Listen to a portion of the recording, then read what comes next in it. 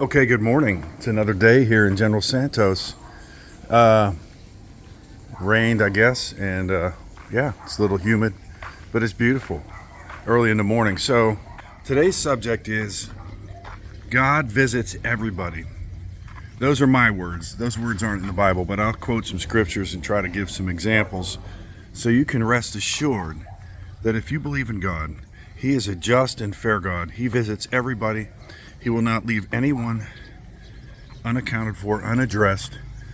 In a person's life, He will come to them in some form. Now, let me explain that.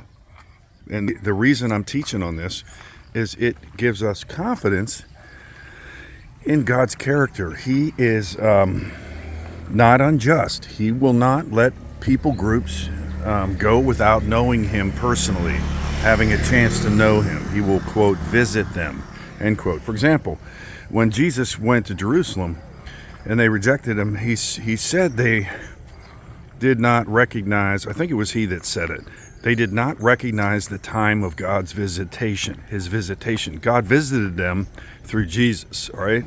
The great Messiah.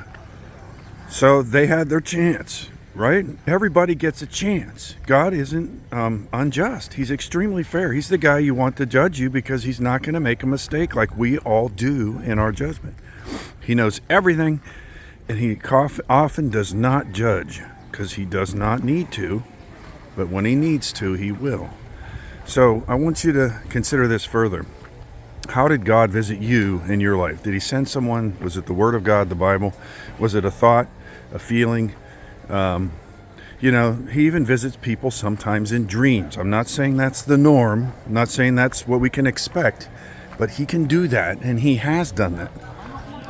He visited Joseph in a dream and told him what to do.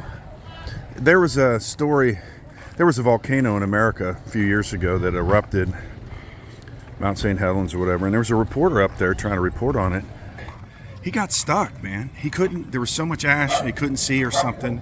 And so he heard this voice, look to the left, or look left, like 4 words, look to the left, and he saw a helicopter. And he escaped.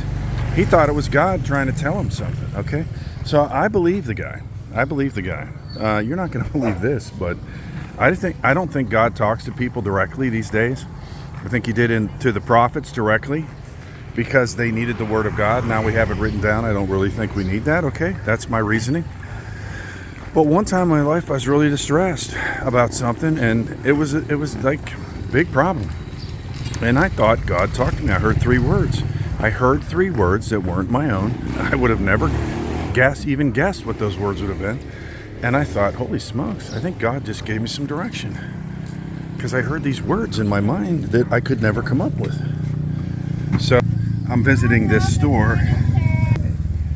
Good morning. Ayo. We're back. Okay, the barn. I went to that coffee shop that's air conditioned yesterday. It was packed. I couldn't get in. Yeah, it was packed. Like no seats. I left. I couldn't go. I'll see you later. I'll message you. All right. So, got to go get some coffee. I ran out of water in my place, so I can't heat my own coffee up.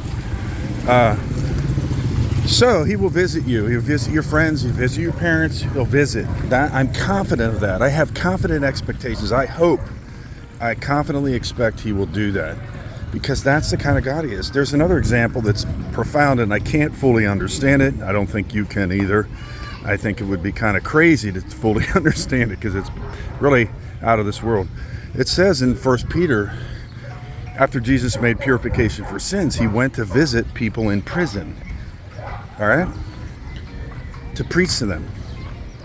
Something like that. I probably have it a little mixed up and I can't fully understand it. I've seen it for 30, 40 years and I can't fully understand it, okay? I can't. And I don't think you can either. But it indicates God will visit people, even people that sinned in the past. That's what it indicates to me. I don't know what you think. So even in heaven, God holds people accountable, or He gives them a chance to believe in Him. And it happened with my atheist dad. He was like an atheist, and he got sort of visited by the Lord, so to speak, and he believed. He was convinced, and I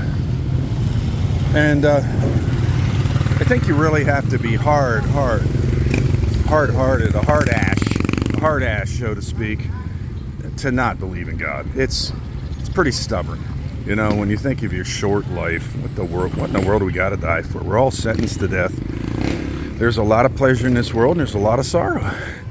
It raises a lot of questions, and quite frankly, atheists don't have the answer. They give you no hope.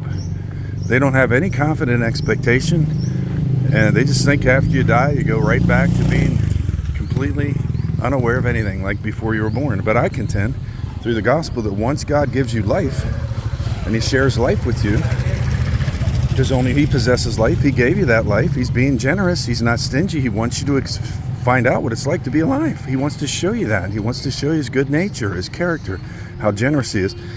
That once you're given life in the womb, you will live forever.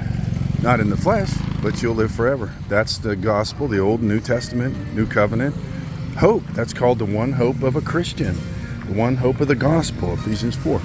So take confidence. Look with new hope, new confident expectation that God's going to visit somebody you want saved, somebody you want to believe in God, somebody you want to change from false religion to new. They'll have their chance. God will visit them. It doesn't mean that everybody's going to fall in line with God or believe in him. It doesn't mean that. But it does mean you can trust God's justice. He is so fair. He will visit people through a prophet, through himself. He even came down, 2 angels and the Lord came down to see Sodom and Gomorrah, because they know what was going on there. They went down there, they visited it, so to speak. All right, God visits people. It's a figure of speech, and sometimes, rarely, it's literal. All right? It says about the Christ that the people who walked in darkness saw a great light. That was Jesus. He was visiting them. They got their chance, a big chance. And but with many of them, the Jews, they didn't believe, even though they saw the great light. So he said, how are you going to escape hell? You saw all these miracles. God visited you, man, in so many fantastic ways, and you still don't believe because they just have hard hearts. Very difficult to believe. So I hope this gives you confidence. God will visit you even in your distress. At some point, he will weigh in and help you. He likes to visit his people. If you look at the Old Testament, the Judges and everything else, he constantly visited his people. But, like Jesus said, they did not recognize the day of their visitation. Have you recognized the day of your visitation? Will your family and friends recognize it too? I hope this gives you confidence that God will visit everyone.